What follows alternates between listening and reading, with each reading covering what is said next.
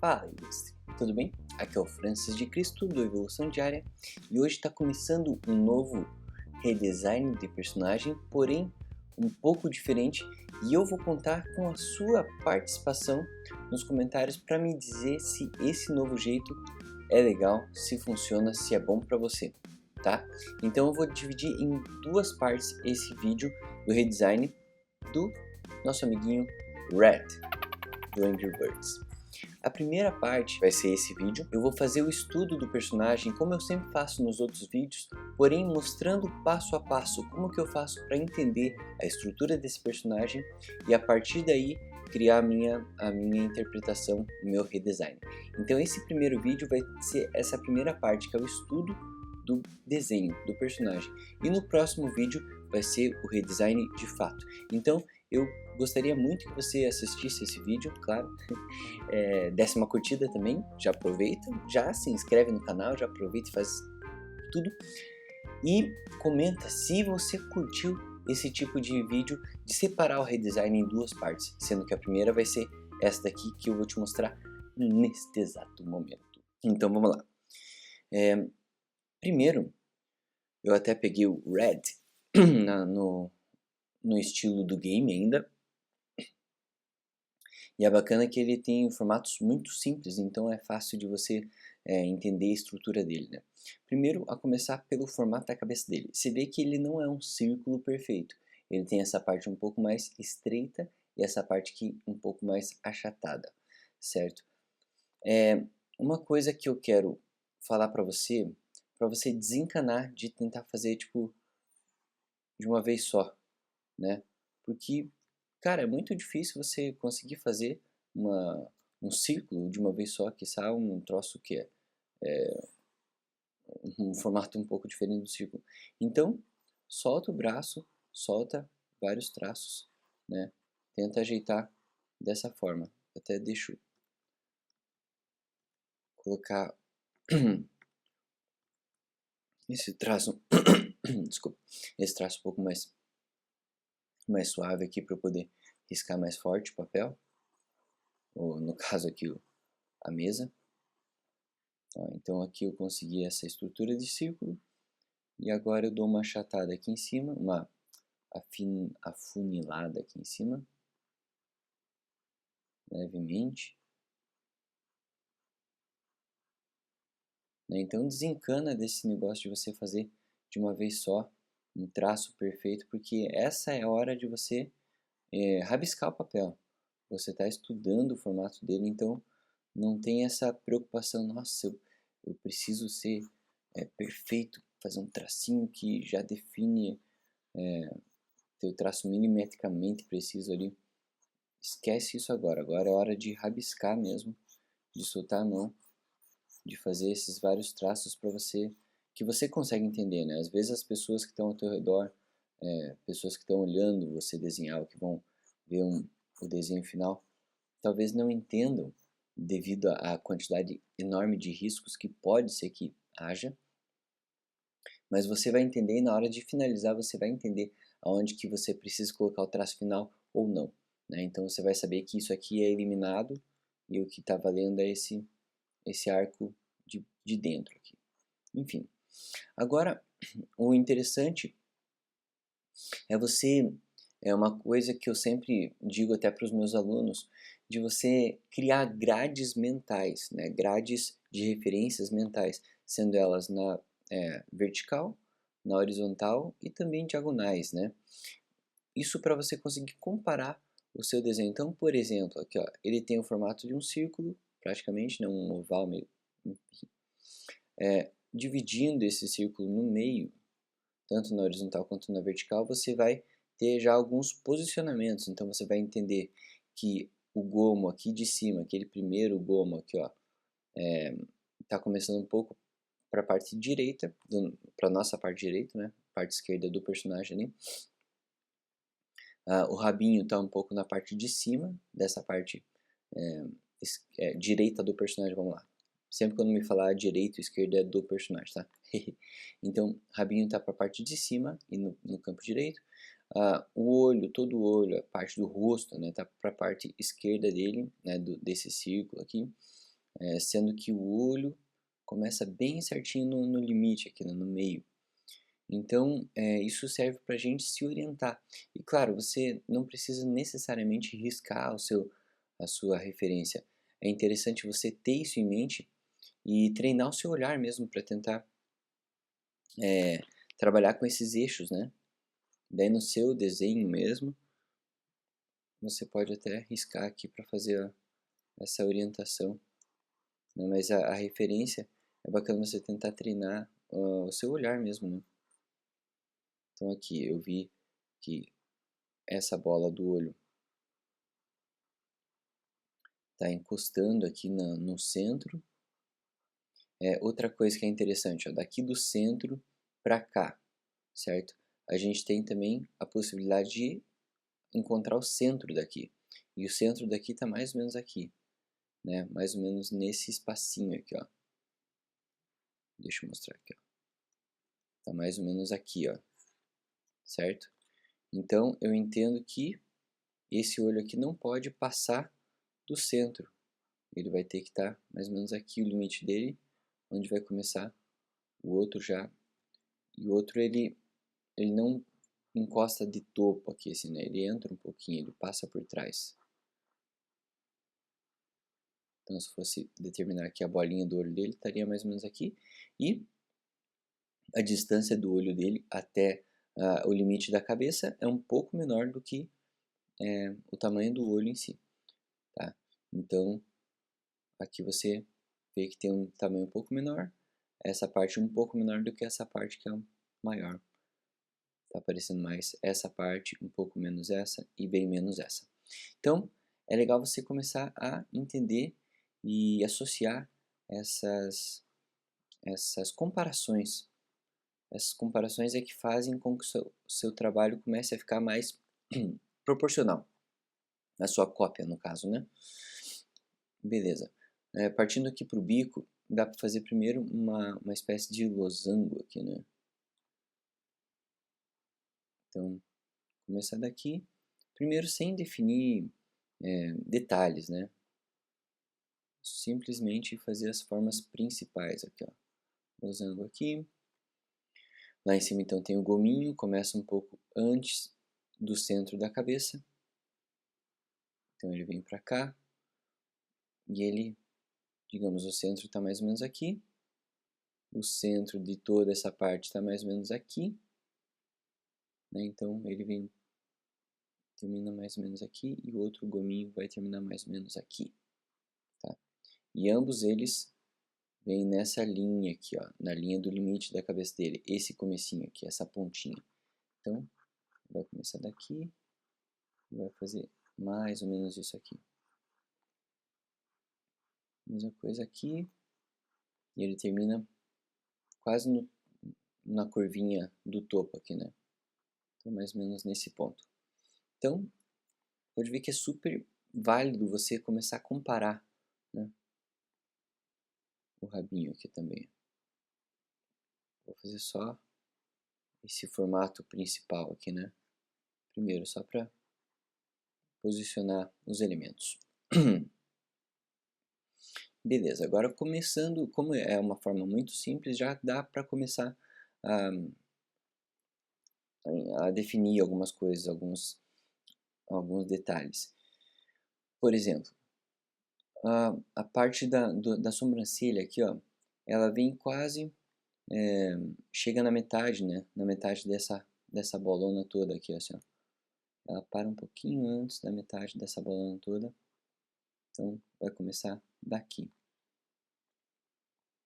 Então, ela sobe e passa do limite. Então, ela vai vir mais ou menos até aqui.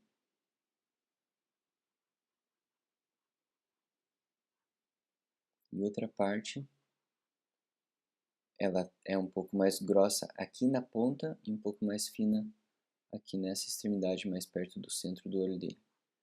Então, é mais ou menos esse formato. Tranquilo, né? Aqui, ele sobe, só que ele não encosta na extremidade lá, né? Ele chega bem pertinho, mas não encosta. Beleza. Agora você vai fazer a curvinha aqui de baixo para espremer os olhos dele, né? E pode ver que essa curvinha, nesse olho de cá, é um pouco mais embaixo, um pouco mais aqui, e no outro olho ele sobe um pouco mais, ó. Como se tivesse, tipo, um olho mais apertado que o outro, né? Pouca coisa, mas sobe mais. E acho que ajuda a dar a característica do personagem. Isso na parte do redesign dá para explorar mais e fazer bem, tipo, bem exagerado, né? Como se fosse uma caricatura mesmo do personagem. Então, só definindo aqui melhor os traços. Aqui tem essa pontinha. Essa curvinha quase nem aparece, né? Porque o bico vem aqui na frente, ó. Então, como isso já influencia no olho, vou até fazer essa curvinha já. Só completando aqui então. Tranquilo até aqui? Então, bolinha, essa bolinha do olho está a íris, né? Está aqui no meio do globo ocular. E esta outra pontinha está um pouco mais aqui no canto, como ele está com a cabeça virada, para ele ficar olhando para a gente, né, para o espectador.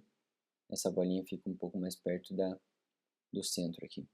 E dá para baixar um pouco mais essa sobrancelha, né? Já dá para comparar aqui, ó, com essa íris, que dá para baixar um pouco mais, engrossar um pouco mais essa sobrancelha.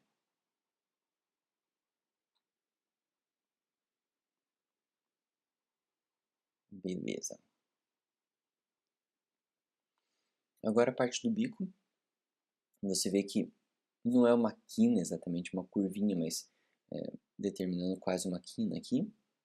E ela vem e desce numa curva para chegar numa quina lá embaixo de novo. Então ele vai descer aqui como uma curva bem triangular, né? Vai lá na ponta, faz a curvinha e desce, formando a quina lá de baixo. Esse ponto aqui sobe. Agora, essa curva, o bico de cima, ele faz a curva já caindo aqui e ele encosta na extremidade. É uma coisa que geralmente os desenhistas, né, evitam de fazer, é criar essa tangente, né, esse ponto de conexão entre uma linha que está lá atrás e uma linha que está aqui na frente, porque isso chapa o desenho, né? Mas o design desse personagem, ele faz isso, né? Ele talvez até propositalmente ele chapa, né, essa figura para ficar uma coisa, sei lá, mais uma bolinha mesmo, né, para não ter uma quina aqui para fora. Mas geralmente a gente evita de fazer esse tipo de coisa, de terminar um elemento bem na extremidade, né, sendo que esse elemento aqui não é encostado na linha de fora, né, ele na verdade está sobreposto. Beleza.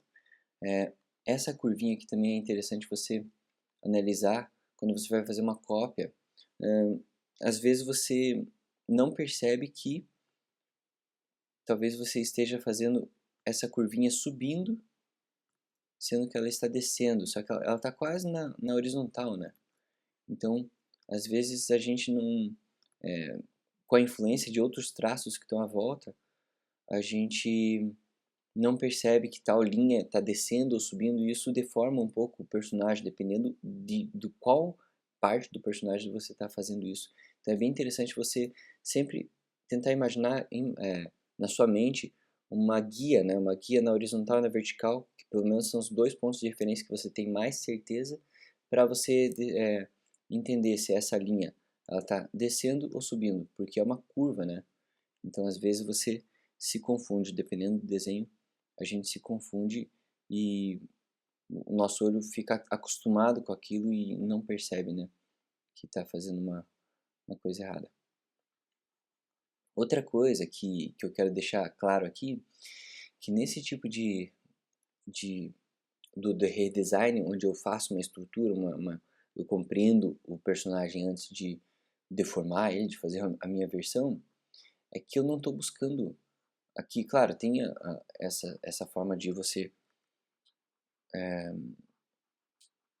desenhar o personagem, você entender, comparando as formas dele, que é a forma como eu faço na minha cópia, mas eu não estou buscando a perfeição absoluta, assim, porque isso aqui é um estudo, né?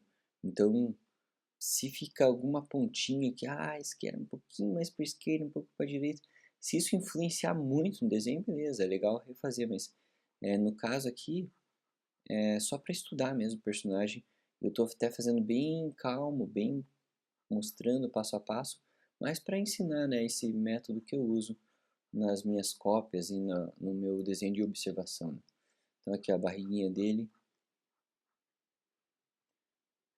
ela vem mais ou menos na parte de baixo aqui do bico, mais ou menos no centro, um pouquinho mais para fora, aqui, e ela passa bem pertinho dessa, dessa, dessa saída do bico de cima, né? Então, mais ou menos aqui.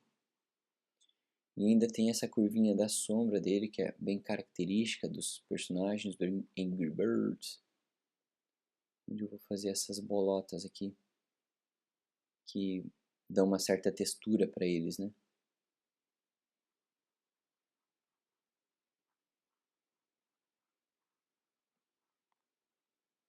Só a marcaçãozinha aqui dessa sombrinha. E por fim, o rabinho lá, né? Que é só fazer as 3 pontinhas lá, bem tranquilo também. Aqui, ó. Lembrando que essa parte aqui é um pouco mais grossa do que a parte da base aqui, ó. Então ele cresce, ele vem pequeno e cresce.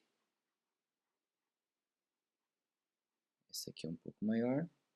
Olha só, eu já estava fazendo a linha para dentro, né? Sendo que essa linha está para fora. Mesma coisa. Traçando uma vertical aqui, você percebe que a linha está subindo para lá.